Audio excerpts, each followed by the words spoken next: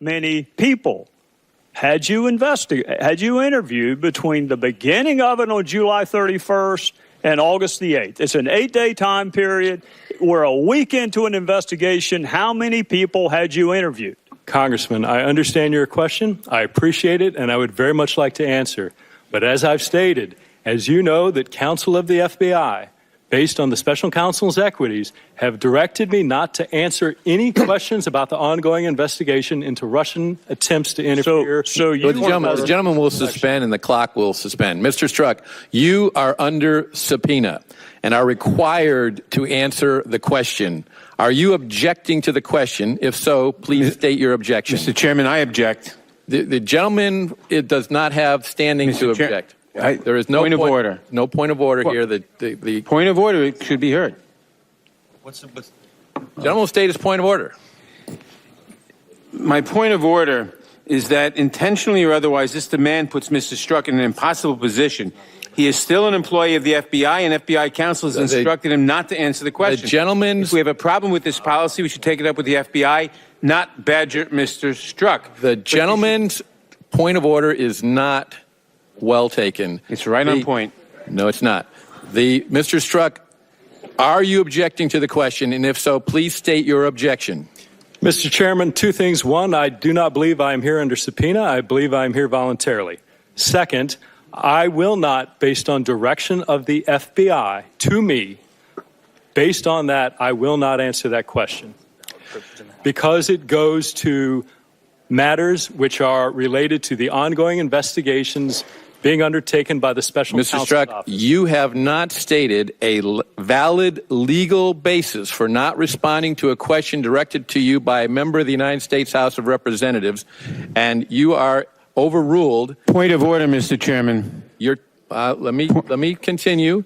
Your testimony is essential to this hearing and to our oversight and information gathering functions with regard to the actions taken and decisions made by the Department of Justice and the Federal Bureau of Investigation in 2016 and 2017. I am specifically directing you to answer the question in response to our subpoena, notwithstanding your objection. Point of order, Mr. Chairman. Mr. Struck, please be advised that you can either comply with the committee's directive to answer the question or refuse to do so, the latter of which will place you at risk of a contempt citation and potential criminal liability. Point of Do order. you understand that? Point of order, Mr. Chairman. The question is directed to the witness. And I have a point of order before he answers the question. The point of order is not well taken until... You don't know what the point of order is. You can't say it's not well taken. The point of order, the witness will answer the question. Mr. Chairman, I raise my point of order, and I insist on it. What is the point of order? The United States Attorney's Manual instructs department personnel not to respond to questions about the existence of an ongoing investigation or comment on its nature or progress. In a letter to Congressman John Linder in 2000, referred to as the order. And that is your ruling, and I appeal it. That is not an appealable...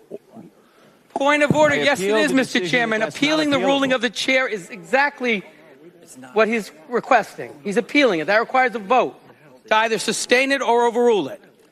The gentleman from New York has not cited a rule of the House that is being violated. Therefore, it is not a point of order. That's your ruling. That ruling of the chair. Mr. Chairman, is it not appropriate to also interject the attorney-client privilege, which cannot be overridden, and is a rule of the House to the extent that witnesses have the right to an attorney-client privilege in this House? And that is what this witness is asserting, attorney-client privilege, and he has been advised not to answer the question. The gentleman will suspend. The gentleman has not raised the attorney-client privilege. He has said that he's been instructed by the FBI not to answer the question. Now, by lawyers. He knows the advice I have just given him. If he would like, I'll restate it. But knowing this, will you answer the committee's question as directed, or do you refuse to answer the committee's question? Point of parliamentary inquiry, the ruling of the chair that point of parliamentary order inquiry was not in order. Point of parliamentary inquiry, Mr. Chairman. The gentleman from South Carolina has the time. A parliamentary inquiry is not in order during the gentleman's time. The chair is instructing the witness to answer the question, and the question to you is, Mr. Chairman. will you answer the committee's question as directed, or do you refuse to answer the committee's question? Mr. Chairman, I move to adjourn. Second.